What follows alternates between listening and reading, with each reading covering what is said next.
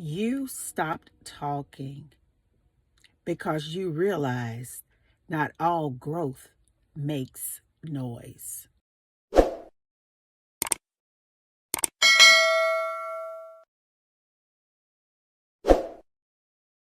You don't have to broadcast your growth. You don't have to say, "This is what I am doing." You understand that you not saying a word is making noise without you even talking. See, a lot of times people feel that you have to broadcast your growth, broadcast what you're doing, broadcast how you're feeling. But the most significant part is being able to step back from it and allow God to do what he does in your life. The loud noise is not necessary anymore. The arguments are not necessary anymore.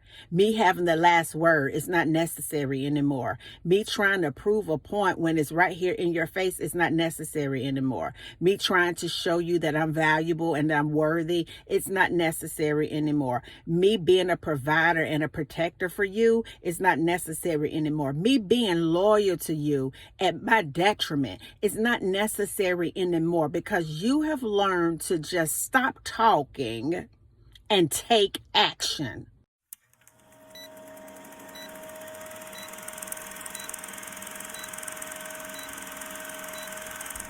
When we enter into relationships, a lot of times we don't really see the real person. We see like that representative. People put their best foot forward in relationships.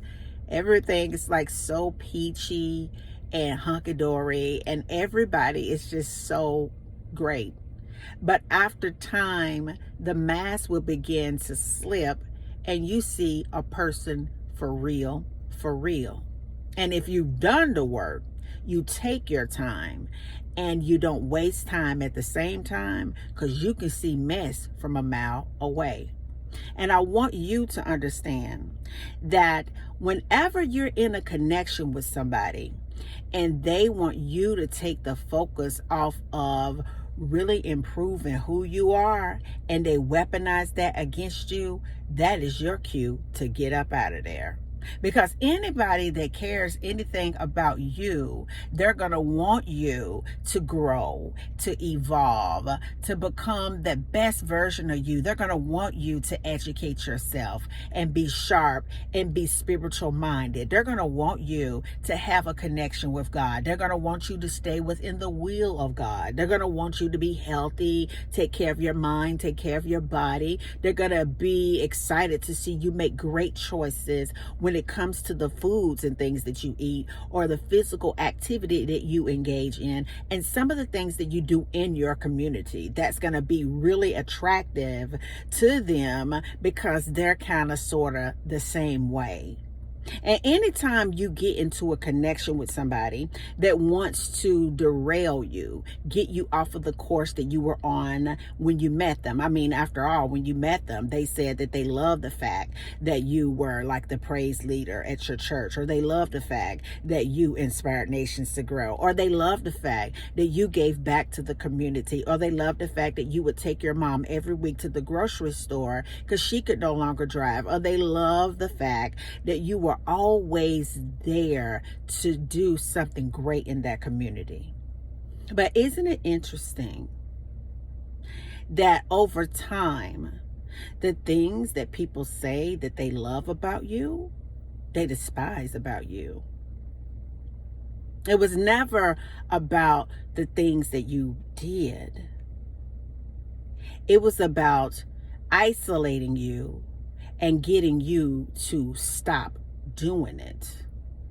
See, the enemy never wants you to be the full expression of that idea that God has in his mind. And although he will come camouflaged in the most brilliant mind, beautiful body, somebody that has all of the accomplishments that you would dare to even think about, he knows sometimes, the devil knows sometimes how to get us to let our guard down, so he can get us to stop doing what God put us here to do.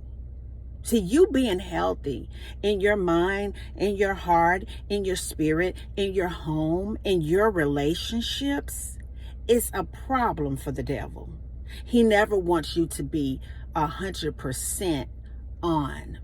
He never wants you to be 100% all in. He doesn't want you to be locked in. He wants you to be confused. He wants you to neglect yourself. He wants you to look after everybody else and allow yourself to just deteriorate. It starts spiritually first and then physically later. He wants you not to take care of yourself. He wants you to be so concerned about everyone else. Actually, what he really wants is to just pull just spirit and energy from you at all cost. At all cost. And sometimes it's hard for us to see what is really going on because of our love for people. But you have to be sober-minded in everything that you do and not get caught up the way Satan wants you to. Anytime that a person comes into your experience and they try to strip you away from everything that gives you life, and they try to strip you away from family, from your friends, from things that are doing good things. It's not like they're trying to strip you away from things that are outside of the will of God. Although when you introduce a new person into your life, you have to balance that out. That's not what I'm talking about. I'm talking about somebody that comes in and they see you looking younger because you decided to fast a little bit and eat whole foods. And then all of a sudden they say things like, you must have you a man. You must have a girlfriend or something. And you're thinking, what are you talking about? I'm just so happy that I've made a decision to save my life because I understand if I put good in, good is going to come out of me. But no matter what you say, you have to understand in the mind of a twisted demon, they're going to get inside of somebody and begin to mess with you, hoping to mess your mind up. So you could go back and forth and try to explain yourself as to why you may be looking a little bit younger. And it's these type of energetic exchanges that has to be cut completely off. You can't waste your time. So the first time somebody comes to you and they say to you, it look like you seeing somebody else. Or they say to you, you don't ever act that happy about me. Or they say to you, you spend more time, doing this than doing that. You have to understand what's going on here. It's manipulation at its best. How is it that you taking care of your body, looking younger, taking care of yourself within a balance? I'm not saying like obsession here, okay? Let's be real. But within its proper order. Why does that have to equate to you cheating, you having someone else?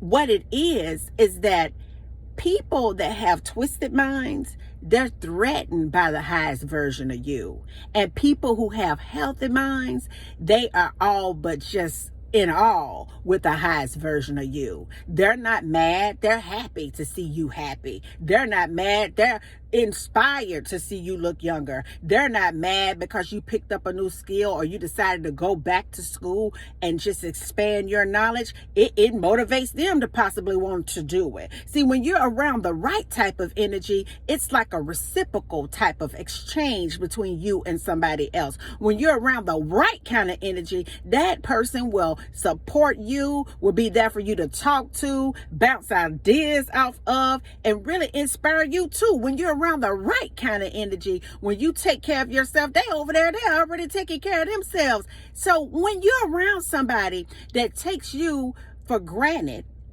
that is severely broken, that is insecure, no matter what you do, they're going to have a problem with you, because the real problem that they have don't even lie with you. The real problem they have is with themselves. So they want to push it out on you like it's your problem. You ain't God. You are just the chosen one. If they got a problem that deep, they better run to the hem of the garment of the one that can make them whole, because what you need to do is stand up for your life and never give them that control. And until the next video, guys, Peace, because I still be believing in you. Have a good day.